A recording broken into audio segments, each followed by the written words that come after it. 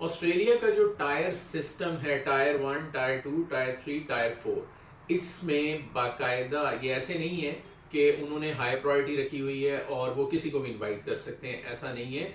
बल्कि हर ऑक्यूपेशन के साथ एक फार्मूला लगा हुआ है, जिस फार्मूला के साथ आपको इनवाइट आता है। मतलब टायर 1 में जो फार्मूला है वो ये बताता है कि वो परसेंटेज वाइज है।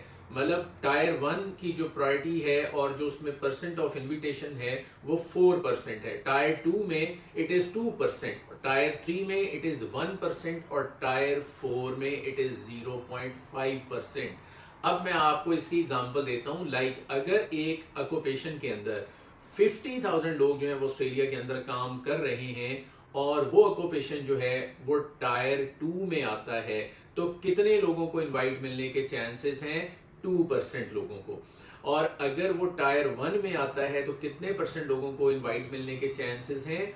4% लोगों को। तो आप इमेजिन कर सकते हैं आपका ऑक्यूपेशन, और अगर आपका ऑक्यूपेशन टायर 4 में आता है तो कितने परसेंट लोगों को इनवाइट मिलने के चांसेस हैं? 0.5% लोगों को इनवाइट मिलने के चांसेस हैं।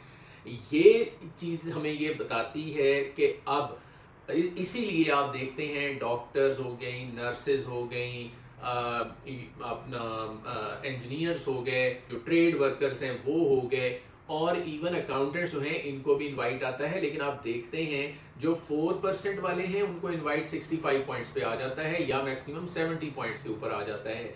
जो टायर 1 में आते हैं, जो टायर 2 में आते हैं, उनको आप देखते हैं कि जो इनविटेशन है वो 65-70 से ज्यादा पॉइंट्स के ऊपर आता है, मतलब 70 या 75 पॉइंट्स पे आता है।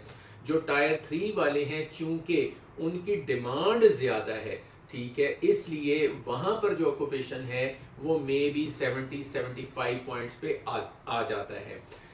लेकिन टायर 4 चूंकि उनकी जो परसेंटेज है वो सिर्फ 0.5% है, इसलिए आप देखते हैं कि अकाउंटेंट हो गया, ये ओवर सप्लाइड ऑक्यूपेशन है।